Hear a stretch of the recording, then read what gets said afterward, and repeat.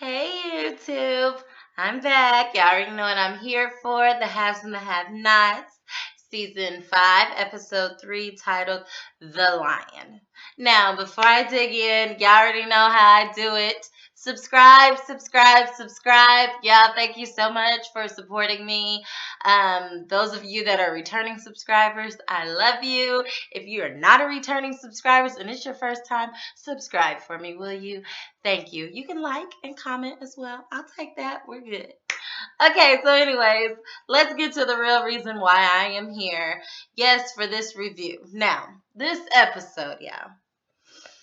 If I had to grade it before I even got into the review, I would say that this was an A. This is like a 93, 94%. I was pleased, okay? The dramatics, yeah, I love when it's dramatic because I'm kind of dramatic. But it was good stuff. So let me just jump right in. Okay, so the episode starts off where it left off, of course, as usual. This is we're in the room with Candace, Benny, Hannah, and the guy who was you are the father. Okay, a random that she was about to have an encounter with. Well, so at that point, everybody is still shocked. Even the man himself is shocked. And Benny just keeps asking, like, are you serious? Are you serious? Is this really her father? Um, what's her name? Candace is kind of just like I was right now. She's speechless at this point. Then finally she's like, are you serious? And Hannah is like, you heard me. And then everybody's just looking confused at that point. And the dude is like, look, I'll go. And he then all of a sudden, like, they dismiss him some type of way, like, yeah, you can go ahead and go. I think Hannah does. And he like happily leaves. Like, look, y'all got family drama. I ain't a part of this, okay? I already got my own family that don't even know I'm here. Okay, so the next thing you know, Benny is still questioning it. Like, dude, you can't just drop a bomb like that and then not have any like facts to back it up. So Benny is like, is that really her father? So then, Hannah is still questioning her. I mean, Candace is still questioning Hannah, and then Candace is like, how do you know that's my father? Yeah, this really threw me for a loop because Hannah was like, shoot, I don't know. He could be. I don't know if he's your daddy. Like, any of these men that you're sleeping with really could potentially be your father. And I'm like, Hannah, so what you mean to tell me is that Mari read off the results, okay, and said that this man was the father, and you really had me believing that? Like, yeah, I was really stunned last week. My mouth really dropped for Hannah to come back and be playing mind games with me. Like, that's exactly how Candace felt. Like, you wasted my time, okay? Like, you're kind of wasting my money too. Like, you just made this man leave. You don't even know if he's my daddy or not. But Hannah made a valid point. Like, you're just out here selling your body to all these different men. Any of them could be your daddy. Why are you even doing this? And Candace is like, look, don't act like you're a saint, okay? You're more like an ain't, okay? Because I know a thought when I see one, and that's exactly what you are. I mean, look, it takes one to know one. So she's like, girl, don't get disrespectful because I know you grieving, but all of that is going to have to calm down. She said, don't try to shame me for what I do just because I get paid for it. You should have got paid for it, and you didn't. Your fault, not mine. So Hannah is like, you know what? You think that this is a joke, like life is not a joke. I don't even know why you're acting like this. I know you're grieving, but you don't have to do this. You don't have to sell your body, all this and that. And then so Candace is like, once again, you don't know who my daddy is. I bet you don't know because you were all over the world. So you want to talk about me and what I do, yet you're still the one that doesn't know who my father is. Okay, so then she's like, you know what? I just want you to leave. That's what Candace says to Hannah and Benny. So, of course, Benny is still like, you ain't staying here. You ain't doing this. I'm going to take you with us. Even if I have to drag you, you're coming out. And Benny even attempts to pick up Candace and throw her over his shoulder to take her out. She's like fussing and fighting with him and all this and that. And, of course, he's just being big brother or little big brother at this point. So then she asked Candace, are you not even ashamed of what you do? Like, are you really that hurt behind not knowing who your father is? And I'm like, Hannah, I thought that was kind of an unfair question because that's normal for a lot of people to be hurt for not knowing who their father is. So the fact that you would even say that is just ludicrous to me. That lets me know, like, this is why Candace feels the way she feels, because it feels as though you're not even trying to, like, sympathize with her in any type of way. Um, then Hannah lets the cat out of the bag. Your father was a rapist. So she tells the story of how it happened the night that Candace was conceived. So basically, she was young. She was out drinking with her friends at a club. Had no business being out that late, but she was just having fun. She didn't have no kids or nothing. Whatever. So it's like 3 o'clock in the morning. So her and her friends decide to walk home. So at some point they part ways because her friends were at home and her house was only like 2 blocks away.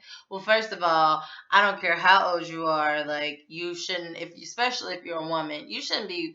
Okay, I'm not blaming her. I'm just saying, like as a PSA, like don't walk by yourself at night. And when you're with your friends, well, shoot, I'm coming to spend the night with you. Like I'm not gonna let you walk on your own. And at that time, they probably didn't have cell phones, so who knows? Whatever. Let me get back to the story. So she's 2 blocks from her house. She's like searching around, like in her pockets or purse or whatever, can't find her keys, but decides to keep walking anyway. She sees a random man in the street. He's like a little like weird to her. Like she feels uneasy, but still she's like, okay, I'm getting really close to my house. I'll just hurry up and get there. Hopefully I can find my keys. So she feels him like walking towards her, but even still she decides to like she wants to run, but then she feels like she can't because it's kind of like putting a target on herself, especially since she doesn't have her keys. So she just tries to like hurry to her aunt's house at the time. That's who she lived with. So she gets to the house, searching around, still can't find her keys. And at this point, she wants to cry because she's knocking on the door, but her aunt isn't at home at 3 o'clock in the morning. So then she like just like kind of like curls up into a ball, sits on the front porch, and then her aunt finally gets home like 2 hours later. So 2 hours later, her aunt gets there. She goes in the house. She's high, so she passes out on the couch. Then Hannah proceeds to lock up the whole house. Like she has to be the responsible one, and then goes and lays in her bed and goes to sleep. Well, this is the really, really, really sad part. This is when, like, dang, I gotta shed a tear. She was like up in her bed, and then all of a sudden, like, she must have passed out because she woke up and all she felt was a man's hand around her neck and a man, like, physically inside of her. And he was like, if you scream, I'll kill you. And the only thing she could see at that moment was his eyes and his nose. Was it his eyes and his nose? Yeah, his eyes and his nose. And she specifically remembers a lion tattoo. Now, since the name of the show is called The Lion, I feel as though we have to remember this lion tattoo. So if they show any man in this show with a lion tattoo, specifically that Candace is dealing with, because I think if Hannah sees, like, it's not Derek because Hannah would probably recognize him in his eyes and his nose. But if we see anybody with a lion tattoo in this show, it's all going to come together full circle. We'll find out who Candace's father is. But whatever the case, those are the two distinct things she remembers. And she really remembers it because when Candace was born, Candace has the same eyes and the same nose. But whatever the case, Hannah was like devastated. That night changed her. She wasn't going to tell anybody. But her aunt sensed that something was wrong. So she did decide to tell her aunt. Well, at that point, her aunt, it was really hard for her to cope with it, and she decided to start going to church to change her life around. So Hannah started going with her because it was kind of like really good like therapy for them, which I call church free spiritual therapy because it really is. So the next thing you know, like while she's going to church and she feels like she's getting her life back on track and she's able to cope with everything, then bam, she finds out that she's pregnant. So she's like devastated at this point. And she even told Candace in this moment when she's telling the story, look, to be honest, I didn't want you. I didn't want to keep you. I didn't want a baby because I didn't want a rape baby. But living in my aunt's house, especially with her being a Christian woman, she was not going to allow me to have an abortion. So I had to have you. I was upset about it, but it is what it is. And I didn't see the man. The man was nowhere to be found. He was a rapist. So, of course, she was going to have to do this on her own. So at this point, um it's time for her to deliver, and when she delivered the baby, well, months later, when she delivered Candace, she said Candace was like the most beautiful baby she ever seen, even though she had the same eyes and nose as, Hannah's rapist. It was, she still had this like light and this joy in her eyes, and she like loved her from that point, and she loved her then, and she will always love her. So, yeah, that was pretty deep. Now, while this story was going on, Candace is crying. Benny is crying. He even jumps in and tries to say something at some point because he's just so stuck, but he can't say anything. So she said at that point, throughout that whole process of being raped and finding out she was pregnant, and she felt scared and alone, but she tried to stay attached to church. She had her baby, loved her baby, but then even after she had her baby and she was growing up, she still kind of felt like lost and alone, and she was trying to find herself in other men. Well, Candace watched her do that throughout the years, which is probably why Candace has some of those same tendencies, or she's decided to try to like take control of men by using them instead, or getting something out of the deal. Um, so she said that she knows during that time she was like depressed and she was lost, and she treated Candace very mean, and she apologized to her in that moment. She's crying at the same time. Hannah is breaking down. She said, I know that I could have been better. And in that time I went back, like when I found out that you got raped, I felt horrible once again, because what happened to me had happened to my daughter. So that's when I decided to go back to God, because I needed to find my joy. I needed to find like my happiness. So she's like, I got my strength back. I want you to know that I love you no matter what. It was very touching. And in this moment, it would have been perfect if they just hugged and came together. Kumbaya. Like, I'm so sorry you went through that. This all makes sense now. Look, we're going to go to counseling and we're going to get through this. But of course, that's not how it worked out. Candace was like, you know what? Good story. Okay.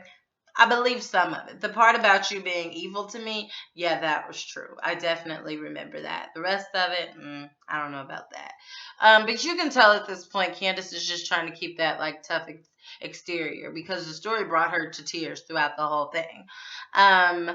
So then she tells her, okay, that's enough of that. You can leave now. So then Hannah sits down and she decides to take off her shoes. So Candace is like, what are you doing? Is this some type of like ritual or something? Like, what are you doing?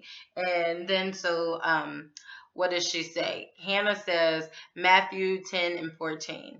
And then she says, come on, Benny, let's leave. So clearly, like, Hannah is trying to like take her back to the Bible in these tough times, and it's something for her to reflect on. And hopefully, at some point throughout this season, that is what Candace will turn to, because Candace is just like really like hurt and beat down at this point. That guy Hannah threw, so that's what she's trying to like influence her daughter. So whatever. Hannah and Benny, they end up leaving. As soon as they leave, Candace starts breaking down, which she wanted to do the entire time. Literally like buries her face in a pillow and starts like screaming and crying. But, she got some truth. So maybe it's a breakthrough. We don't know. But hopefully it made her understand how her mother came to be the way that she is. Okay. Longest scene ever. But it was good. Okay, so the next thing you know, we have David walks into the station as Jeffrey's attorney wants to see him, but they have to get clearance from the DA's office. The DA's office is busy. So he sits there and waits by this little lady who has an attitude. He just has to sit there and wait. Okay, so then we go to a scene with Jim. His phone rings. It's Sarah calling, and she's like, I can't meet you tomorrow. I'm not about that life anymore. He was like, not about that life. Like, so we get that, like, okay, clearly Sarah used to be an escort. Now she works for the DA's office, so she doesn't really want to be mixed up in that anymore. He's like, look, I just need to talk to you. And then she's like, I'll talk about what? And he was like, just be prepared to talk and do a few other things. Like, it's a bunch of flirting in here. And she's like, no, I really can't do it. And he's like, just be prepared. Okay. So the next thing you know, we get done with that. Then we have Benny and Hannah. So they walk into the house. There's a note left on the counter that says, from Derek, hope your day gets better. And then Derek washed the dishes. So kudos for Derek, because that's really what most women want. Okay. Like, we want all these other things and like gifts and like a physical affection, all this and that. But really, like, if you want to, like, you know, like have me lay in the bed and then you just go clean the house, like that would be great. But anyways, so that's exactly like Derek, he's on the right path. So I know these are brownie points for Hannah, but whatever the case, she's having a bad day. So he fixed the sink and all that. Benny asked about the guy, whatever. Then Benny, he like goes up to his mother and is like, I'm really sorry that you had to go through everything you went through. I believe everything about your story. Candace, she's grieving right now, whatever. And Hannah is like, it's okay, it's fine. It happened. And then he said, did you ever go to counseling? She was like, no. And he was like, well, you should talk to somebody. She said, Benny, I talk to the Lord. And he's like, yeah, I get that, but you should like seek professional help too, which I think is like a common misconception sometimes. Is that people are like, well, I talk to God, so I don't need to talk to anybody else. And which, like, I think it's good that you talk to God, but at the same time, like, God equipped people with the knowledge to be able to help people through these situations. And counseling is really good. So I think even though this happened to her years back, the counseling would still benefit her now.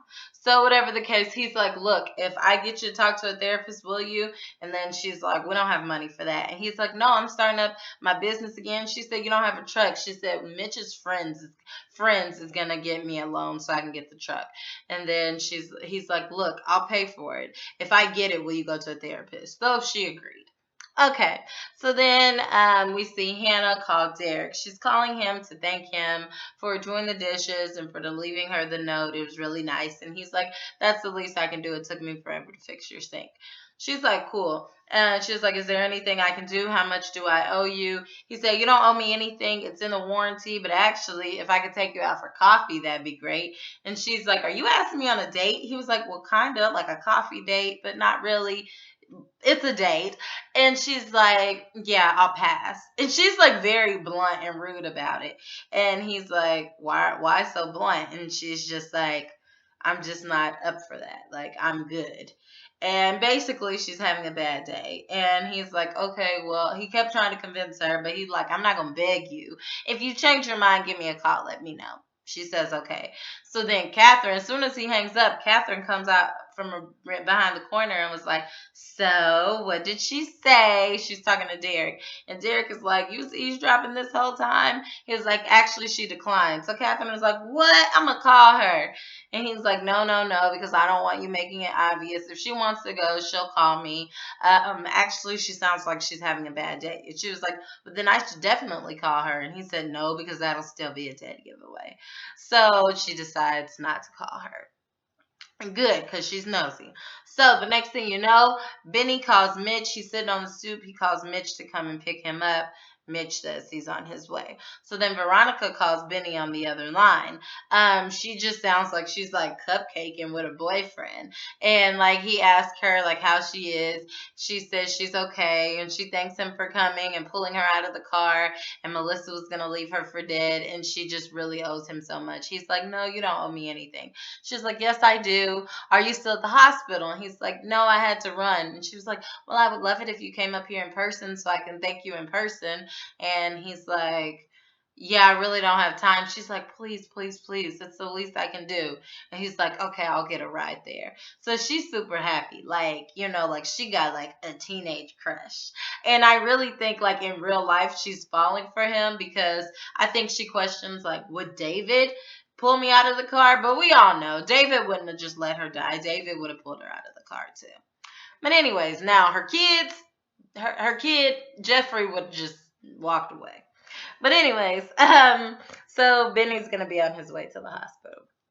So, then we see here a knock at Candace's door. So it's the new girl that's at her door. She walks in. She was down at the bar last episode, when the undercover Vice was walking up to her, and Candace was kind of like feeling her out to see how she was going to react. Whatever the case, she walks in. The new girl says, "Who are you?" Candace says, "I'm Candace." "And you are?" And the new girl is like, "My name is Gia." And she said, "No, your new name is Bottom B." And she's like, "What? Like, excuse me?" And she's like, "No, you heard me. Actually, allow me to reintroduce myself. I'm Candace, your new pimp."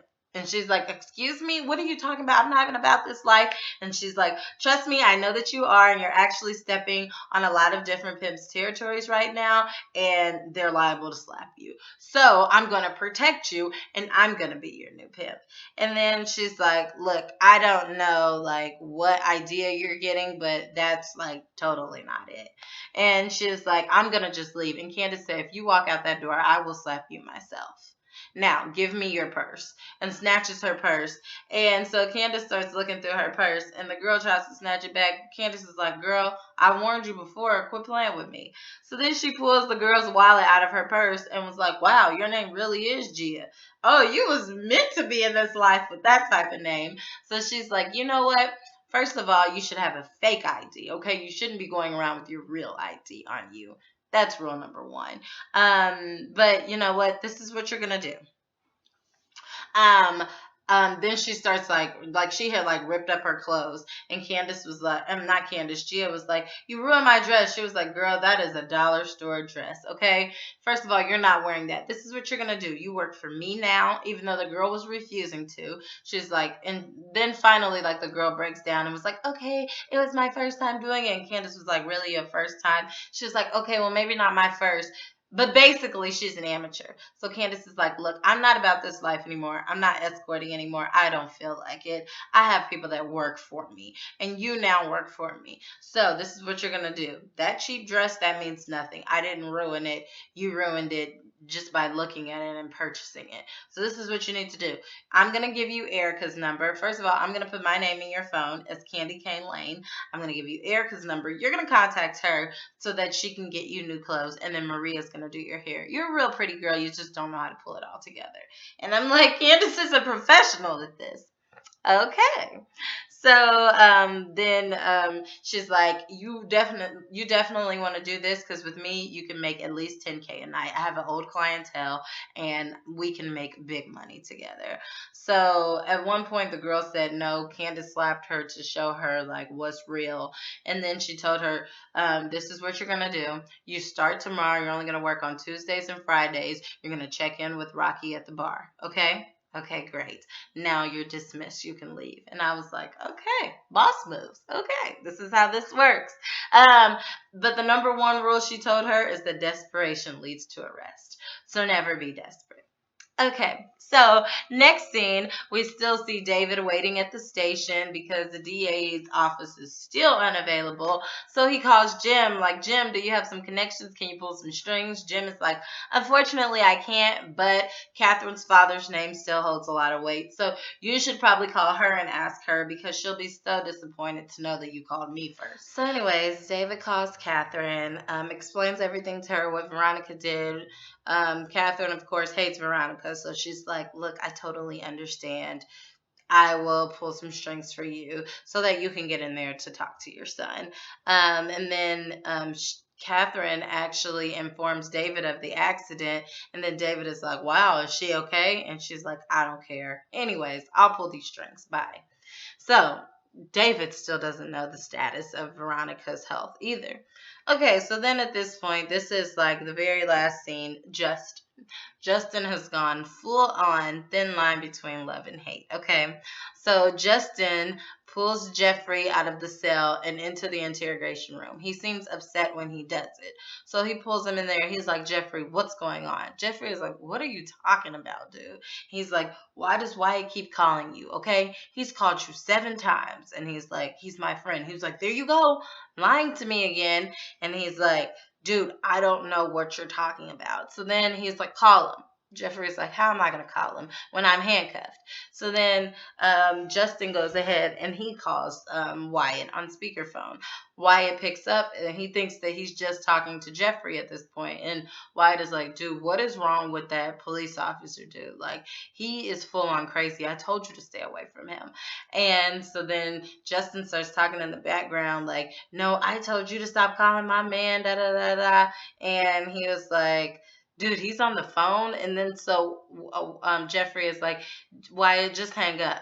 And then he's like, what is going on between you guys? This is what Justin is saying. So Wyatt is playing with him at this point. Wyatt is like, Jeffrey, why don't you tell him about us, huh? Tell him about us. We don't have to keep it a secret anymore. Tell him that we're together. And so, like, this sends Justin through the roof. But Wyatt is getting a kick out of this. Like, Justin wants to go over there and, like, bash his face in. And so, like, finally, they just hang up the phone from Wyatt because it's just getting worse. And Justin is, like, ready to snap. He's losing his mind. He's like, I have sacrificed so much for you, and I'm looking for us an apartment. And, like, when he said that, I was like, what? Like, what? Like, this dude is like, whoa, like on another level. And he's like, Jeffrey is like, what are you talking about? Why would you be looking for us an apartment? He was like, because you're going to get out. And I'm like, he needs meds. Like, he is crazy. So at this point, Jeffrey is like, you know what? I'm done with this. Like, you're too much. If you don't let me out of here, I'm going to go over there and start banging on the door for help. And he was like, oh, yeah, I dare you. And Jeffrey is like, okay, cool. And runs over to the door, starts banging on the door, yelling for help. And then Justin takes him and puts him into a chokehold on the side of the wall. I don't know if he's trying to put him to sleep or kill him, but that is how the episode ends. And I will be back next week. So, hope you guys enjoyed it. As always, like, comment, and subscribe. Check me out at mrsblogaholic.com. Bye.